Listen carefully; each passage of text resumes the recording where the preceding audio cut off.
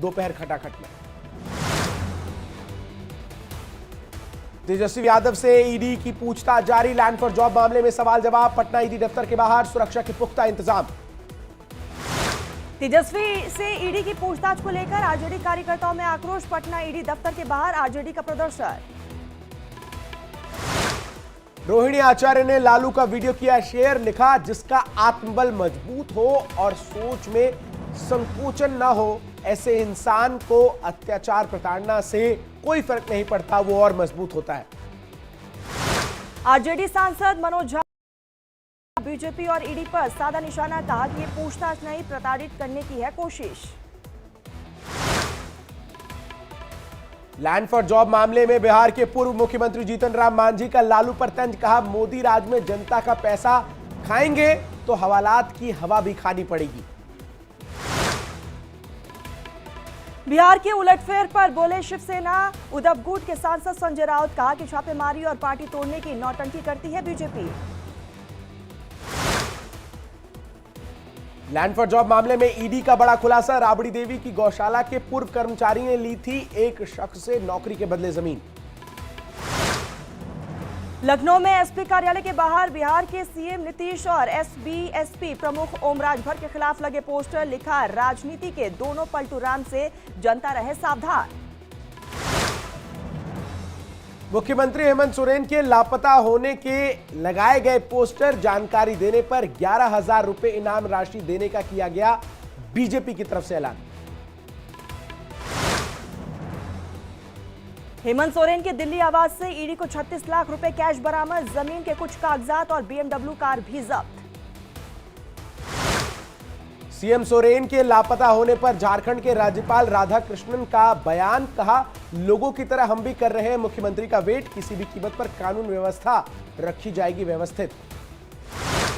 Jharkhand CM के लापता होने पर बीजेपी प्रदेश प्रवक्ता प्रतुल शाहदेव ने तंज कसा। कहा कि कब तक चलेगा। सीएम सोरेन को लेकर झारखंड मुक्ति मोर्चा के प्रवक्ता मनोज पांडेय का बड़ा बयान। कहा, भगोड़े नहीं है सोरेन, जल्द होंगे हमारे बीच। चुनी हुई सरकार को ऑपरेशन लोटस से बचाना है। हेमंत सोरेन को लेकर बीजेपी सांसद निशिकांत दुबे ने ट्वीट कर तंज कसा। लिखा कि भगोड़े की तरह व्यवहार कर रहे हैं हेमंत सोरेन। हेमंत सोरेन पर झारखंड बीजेपी प्रदेश अध्यक्ष बाबूलाल मरांडी का ट्वीट। लिखा, झारखंड का युवा आर पार की लड़ाई को तैयार।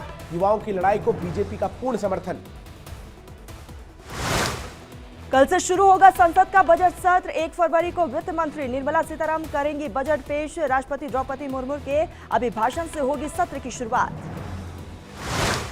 संसद के बजट सत्र से पहले सर्वदलीय बैठक। सदन को सुचारू रूप से चलाने पर हुई चर्चा। ममता बनर्जी की आईएनडीआईए गठबंधन वाले बयान पर बोले कांग्रेस के नेता जयराम रमेश। कहा कि टीएमसी का मकसद है बीजेपी को हराना। चंडीगढ़ में आम आदमी पार्टी कांग्रेस गठबंधन की हार। बीजेपी ने जीता मेयर पद का चुनाव। भारत जोड़ो न्याय यात्रा के पूर्णिया पहुंचने पर राहुल गांधी का हुआ भव्य स्वागत। राहुल ने हाथ हिलाकर लोगों का किया अभिवादन। बिहार के पूर्णिया में न्याय यात्रा के दौरान राहुल गांधी ने किसानों से किया संवाद। कहा, किसानों का मुद्दा आते ही बीजेपी का टॉर्चर हो जाता है शुरू। कांग्रेस की न्याय यात्रा पर बीजेपी प्रवक्ता शहजाद पुरेवाला का तंज। कहा कि न्याय यात्रा शुरू होने से टूट रहा आईएनडीआईए गठबंधन। पश्चिम बंगाल के उत्तर दिनाजपुर में मुख्यमंत्री ममता बनर्जी ने निकाली पदयात्रा। भारी संख्या में समर्थकों ने लिया हिस्सा।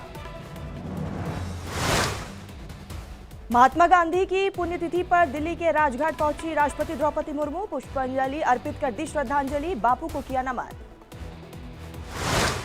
राजघाट पर महात्मा गांधी को प्रधानमंत्री नरेंद्र मोदी ने भी दी श्रद्धांजलि। हाथ जोड़कर किया नमन।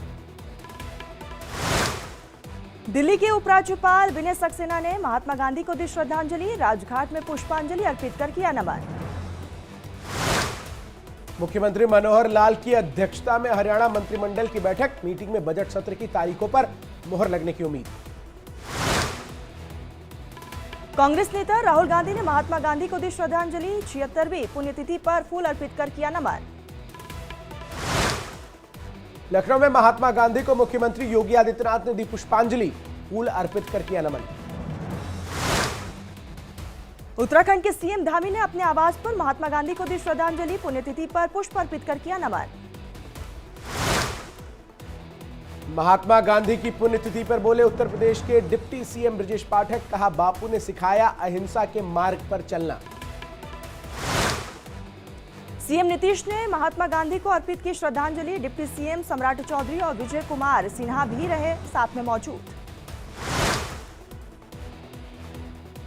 राम मंदिर में वीवीआईपी दर्शनियों के लिए खोले जाएंगे 3 नए द्वार, भक्तों को रामलला के करीब से कराए जाएंगे दर्शन, मुख्यमंत्री योगी आदित्यनाथ ने दिए निर्देश।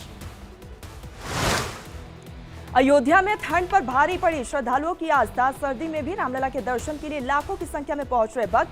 7 दिन में 15 लाख से ज्यादा भक्तों ने किया रामलला के दर्शन। अयोध्या के हनुमानगढ़ी मंदिर में दर्शन के लिए भक्तों की उमड़ी भारी भीड़, रामलला के दर्शन करने के लिए बड़ी संख्या में पहुंच रहे हैं श्रद्धालु। आज रामलला का दर्शन करेंगे मुस्लिम राम भक्त, बोले हिंदुओं की तरह हमारे लिए भी अयोध्या पवित्र। रामलला की प्राण प्रतिष्ठा में जाने पर इमाम के खिलाफ फतवा जारी, मामले पर बोले केंद्रीय मंत्री गिरिराज सिंह, कहा चाहे वो हिंदू हो या मुसलमान, हम सभी राम के ही हैं वंशज। जयपुर में बीजेपी विधायक बाल मुकुंद पर लगा हिजाब पर आपत्तिजनक टिप्पणी का आरोप, एक सरकारी स्कूल के एनुअल फंक्शन समारोह के दौरान दिया था बयान। बीजेपी विधायक बाल मुकुंद आचार्य पर फूटा छात्राओं का गुस्सा, हिजाब पर टिप्पणी को लेकर सड़कों पर छात्राओं का प्रदर्शन। जयपुर में हिजाब पर टिप्पणी मामले में नया मोड़, हिंदू छात्रों ने कहा कि एनुअल फंक्शन समारोह में बीजेपी के विधायक बाल मुकुंद आचार्य ने नहीं की कोई भी गलत टिप्पणी।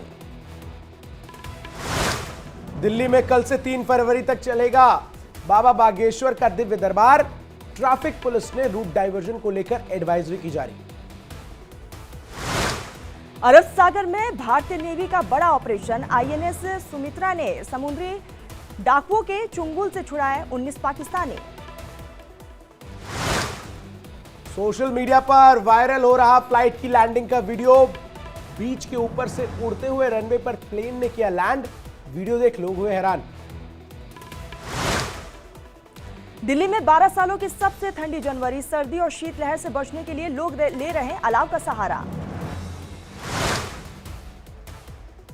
दिल्ली में बारिश का येलो अलर्ट जारी, पंजाब से लेकर बिहार तक घना कोहरा, कश्मीर में बर्फबारी। दिल्ली एनसीआर में फिर छाया घना कोहरा, विजिबिलिटी हुई बेहद कम, ठंड से भी लोग परेशान। दिल्ली में कोहरे के कारण कई ट्रेन हुई लेट, देरी से चलते ट्रेनों के कारण यात्रियों को परेशानी का करना पड़ रहा है सामना। जम्मू कश्मीर के पुंछ में हुई भारी बर्फबारी, चारों तरफ बिछी बर्फ की सफेद चादर। केरल में पीएफआई के 15 सदस्यों को मौत की सजा, बीजेपी नेता की हत्या में पाए गए दोषी।